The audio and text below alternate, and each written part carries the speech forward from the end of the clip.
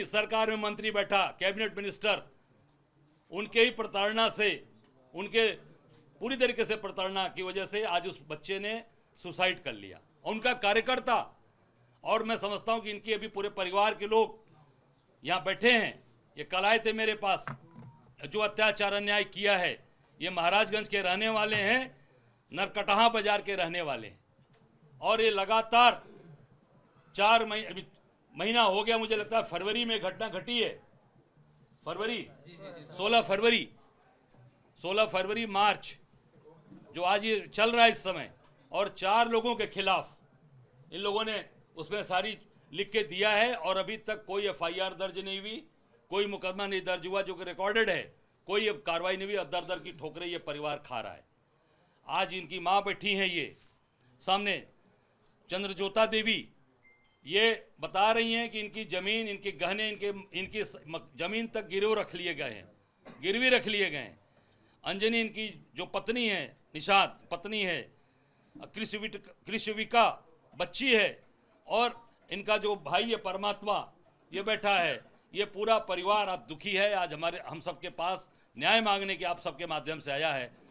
हम सब लोग इस परिवार के साथ है। कांग्रेस पार्टी इनके साथ पूरी ताकत के साथ खड़ी रहेगी। इनके 8 साल, जो सबसे अत्याचार वाला 8 साल रहा है, उसका जीता जागता उदाहरण आज ये धर्मात्मा का परिवार यहाँ बैठा है। और ये परिवार दुखी है, जो जिसका बच्चा भी चला गया, पति भी चला गया, बाप भी चला गया, और पूरा का पूरी जमीन बिक गई। बाकी जो जमीन बची थी उसको भी इन्होंने गिरवी रखकर आज पार्टी उनके संजय निषाद को पूरे पैसे लगाए। आज मैं समझता हूँ कि ये माता जी तुरंत बतावा का भय 10 साल से पूछ 10 साल से हमारे लड़का के पीछे रखले रहले। अका जानी का हमरे लड़का कहले, हमारे लड़का अपन जान दे देला। मंत्री जी कौन है? Sanjay doctor, doctor Sanjay Nishad. Sanjay doctor,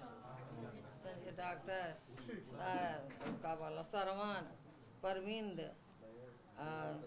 JP Jayaprakash. Sir क्या मांग करेंगे? अब बिटिया आप उनके ऊपर कुछ कार्रवाई करते सुनाइए ना। वो तो पूरी क्या कैसे हुआ घटना बताइए। ये भाई उनका बैठा है, ये भाई है पूरा, ये पूरी बात भाई आप बताइए। भाई परमात्मा बताइए। परमात्मा निषाद है।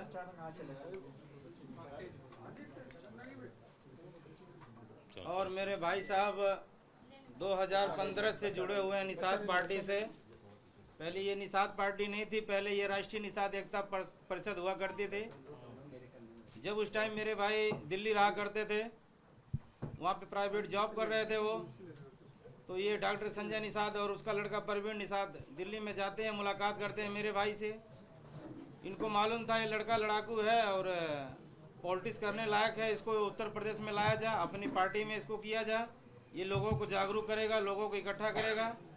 तो मेरे भाई ने दिल्ली छोड़ करके उत्तर प्रदेश में आने का काम किए, और उत्तर प्रदेश में आते हैं तो ये पार्टी के अपना काम करने लग जाते हैं। पार्टी धीरे धीरे बढ़ती चली जाती है।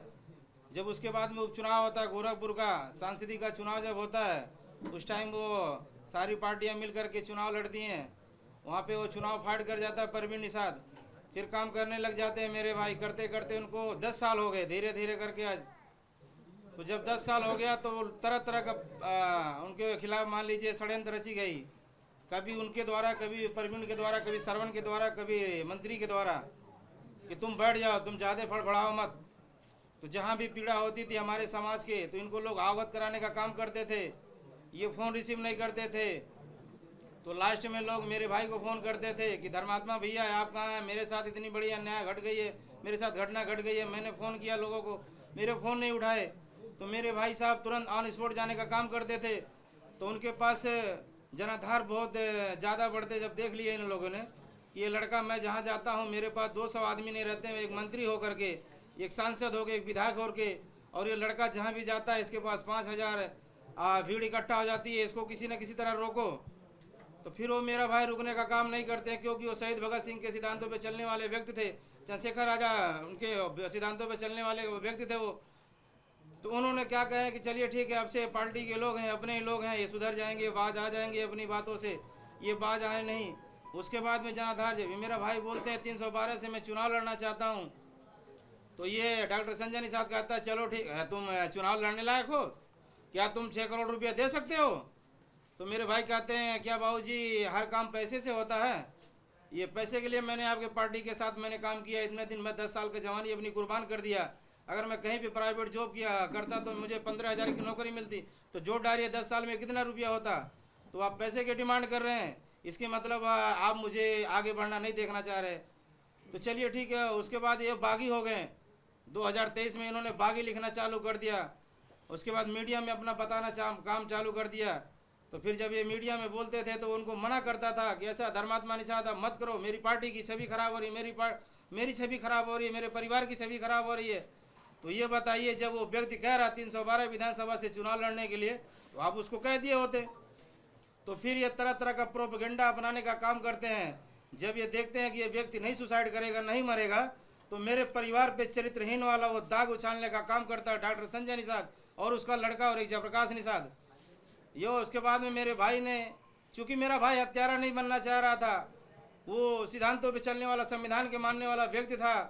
वो सोचा कि अगर मैं इनको खत्म कर देता हूँ तो मैं खूनी नहीं बनूंगा, मैं अपने आप को खत्म कर लूंगा ताकि ये क्रांतिकारी पैदा करके जाऊंगा। अगर एक धर्मात्मा निषाद जाएगा तो मेरे पीछे कई धर्मात्मा निषाद पैदा हो जाएंगे।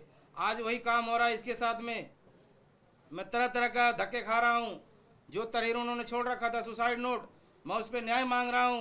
मुझे न्याय नहीं देने का काम कर रहे लोग। मेरी तहरीर बदलवा देते हैं डीएम साहब ने। महाराजगंज के जो डीएम होते हैं, एडिशनल होते हैं, एसपी जो भी होते हैं, सारे लोग मिलकर के मेरी तहरीर बदलवा देते हैं। तो मैं पूछता हूँ डीएम साहब से, सर मेरी तहरीर क्यों बदलवा रहे हैं? तो क्या कह रहे हैं डीएम साहब, ये बताइए अगर मैं मर जाऊँ और मैं पीछे लिख कर चला जाऊँ तो क्या होगा? मेरे ऊपर कोई कार्रवाई हो जाएगी? नहीं, ये जांच का विषय है, मैं जांच करवाऊंगा। तो फिर जांच का मैं बोलता हूँ चलिए ठीक है जांच करवा दीजिए। फिर बोलते हो मोबाइल अपना, जो आपके भाई मोबाइल चलाते थे वो मोबाइल जब्त कराओ।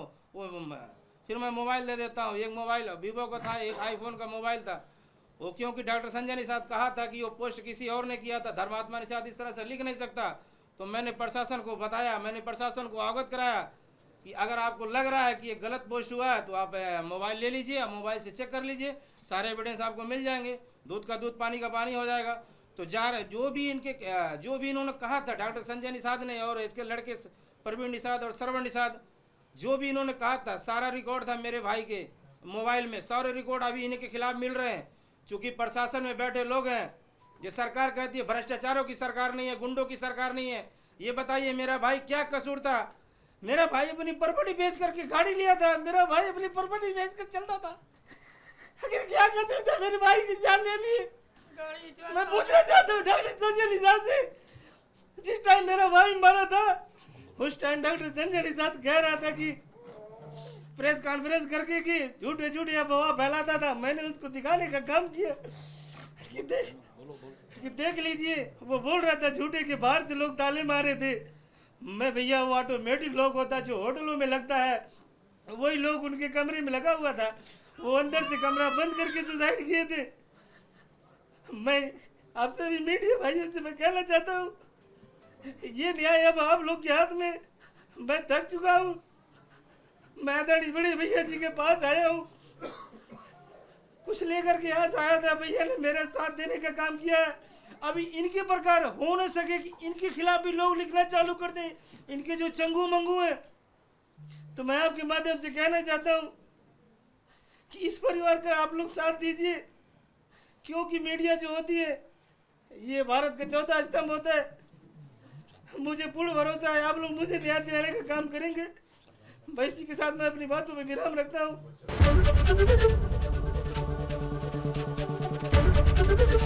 एबीपी गंगा, खबर आपकी, जुबान आपकी।